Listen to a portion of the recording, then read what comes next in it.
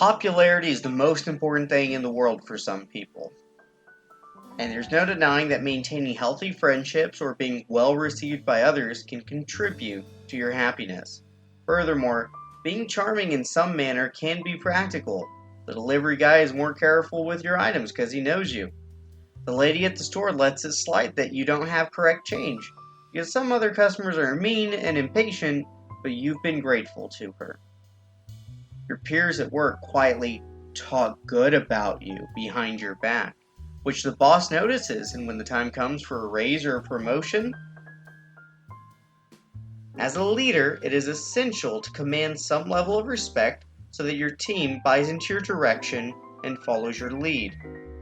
A team who doesn't buy into your words will not follow you.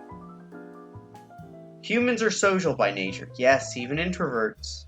So it isn't surprising that most people spend some time worrying about how popular they are in different settings. Do you want to be gracious, smooth, king and queen of attractiveness? Everybody loves you. All the ladies want you.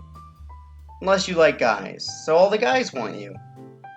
I know that about a third of my viewership probably likes guys because they're women.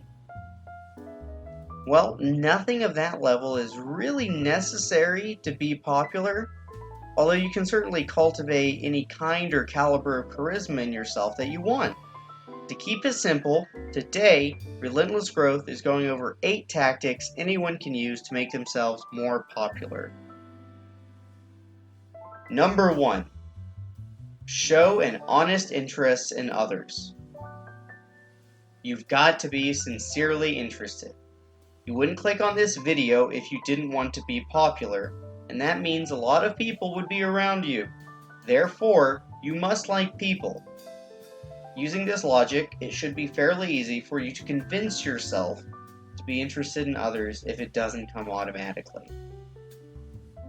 No one likes to be with someone who only talks about themselves. Part of making new friends or improving your current relationships is letting them know that you care about them by showing that you care about the things that they care about. That doesn't mean you have to be an art aficionado because Jane is, but you can care about art because she does, and you care about her. Be interested in the people around you. One strong way to demonstrate this is to commit a couple of non-essential facts about your friends or teammates to memory. These should be things that people don't expect to be remembered about them, and you can ask about them later. One recent example I use is when my subordinate manager and I were done with a meeting. I asked him how his son's project to build the solar system had gone and if they decided to include Pluto. This was 2 weeks after he'd first told me about it, and he was grinning ear to ear. He was ecstatic to talk about his son. Also, they did not include Pluto. Rest in peace, Pluto. You'll always be a planet to me. Number 2, be yourself. While striving to better yourself is admirable, faking being a hugely different person is stressful, difficult, and will likely lead to others getting a bad vibe from you and not caring for you to be around. So, while you can act a bit differently on purpose to train yourself and grow, you should also strive to demonstrate who you really are. So, fight that reflex to hold your tongue in a social setting and just say it out loud. If you think it's funny, someone else probably will too. And if they don't, then you can just laugh at yourself and everyone else around you will laugh at you too. But the good news about that is you still made them happy and you'll seem more relatable because we've all embarrassed ourselves before. Number 3. Demonstrate a comfortable humility. Meekly looking at the ground and saying something like, "Oh no, I didn't really do anything and we just got lucky," is not a demonstration of humility. If you're doing it without meaning to, it's cowardice. If you're doing it on purpose, it just makes you look weak. Legitimate humility includes being vulnerable, and the ability to be legitimately humble is a demonstration of comfort and confidence in the situation. This means that when you are ignorant, you speak up to your ignorance. Just the other day, the leadership team at my organization got together to discuss a wide variety of things, but in this meeting, one thing that came up was a specialized phone tool that we had all come to refer to by an acronym. We'll call it XYZ. So-and-so needs to push this up on XYZ. We couldn't find where they pushed the report through XYZ. The catch is, XYZ isn't the logo. So, you could technically use the XYZ tool and never have any idea what it's called.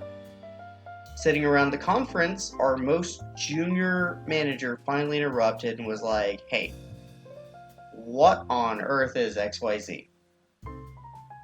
We were all silent for a moment. A couple of people probably had the thought to themselves, "Well, that's a dumb question. Everyone uses this. Everyone knows what this is." But then we realized this isn't something we've deliberately trained our managers on. And this is a nickname we all just group thunk our way into. So of course he doesn't know.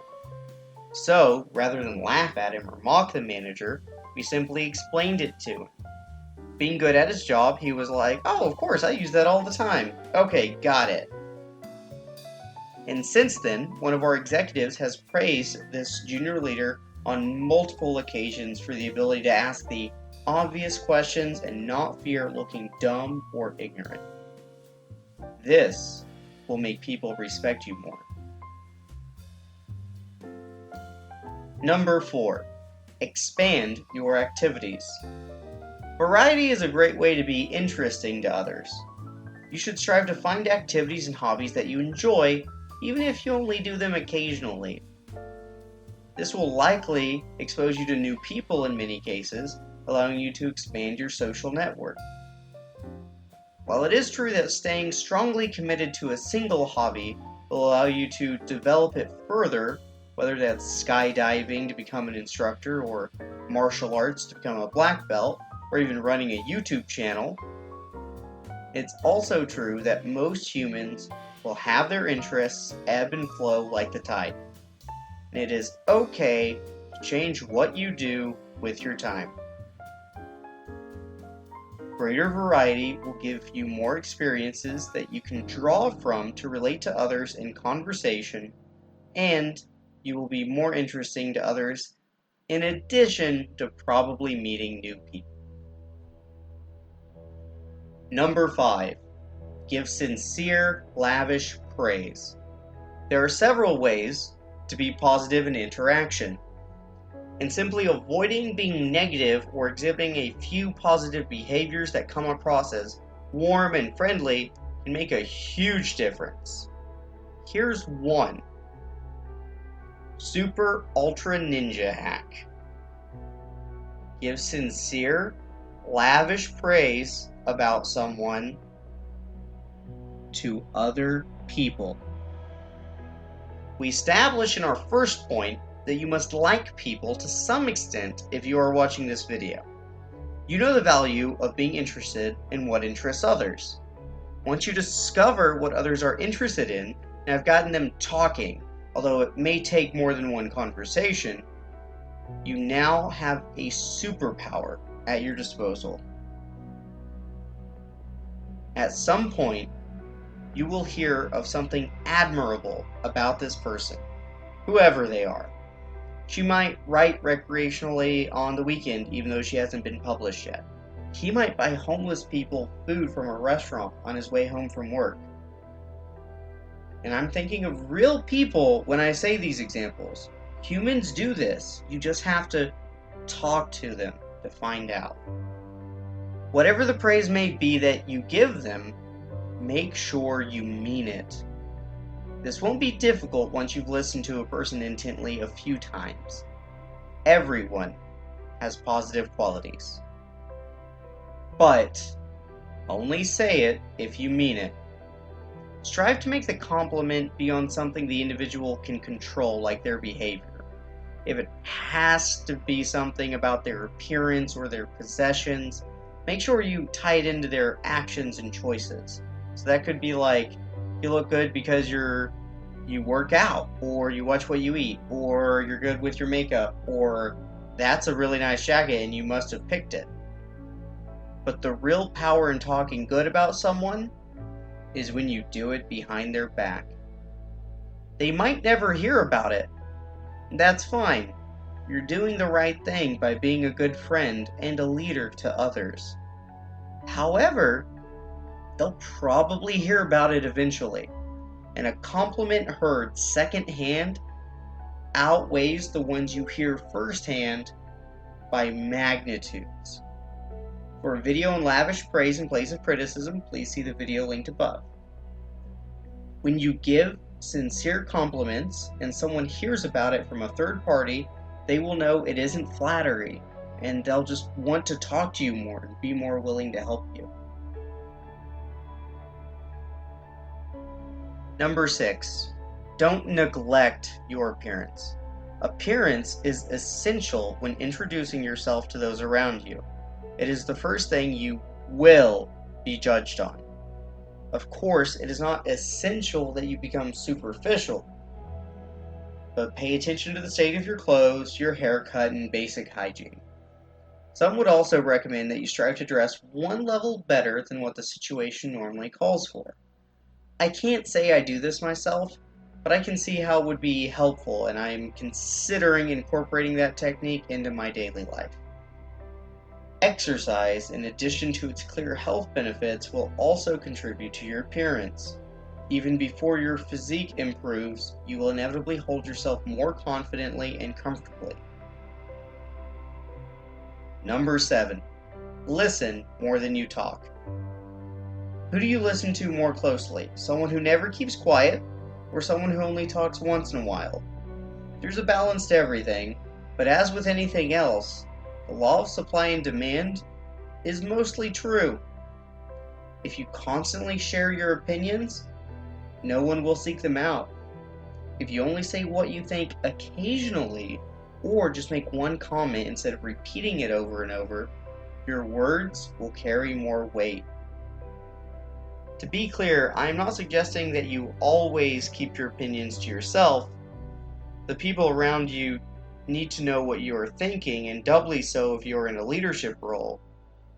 But if you spend more time listening than talking, others will feel understood and connected to you, so that when you say what you think, they will be much more attentive to what you have to say. Number 8, force yourself to talk to people. Finally, the most important part. You do have to force yourself to talk to people, even random strangers, in a friendly and interested way on a regular basis.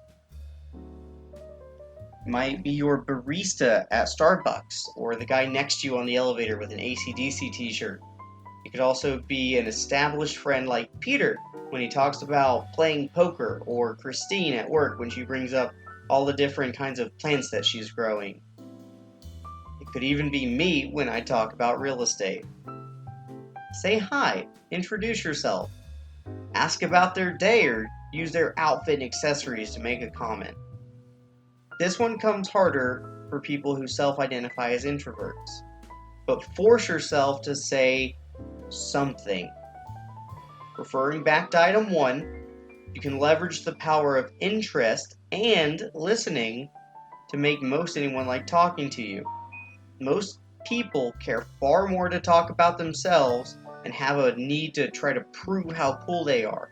So just by forcing yourself to talk to people regularly, you'll get better at it, and by listening with interest to what they say, you will average out to have people enjoy talking to you.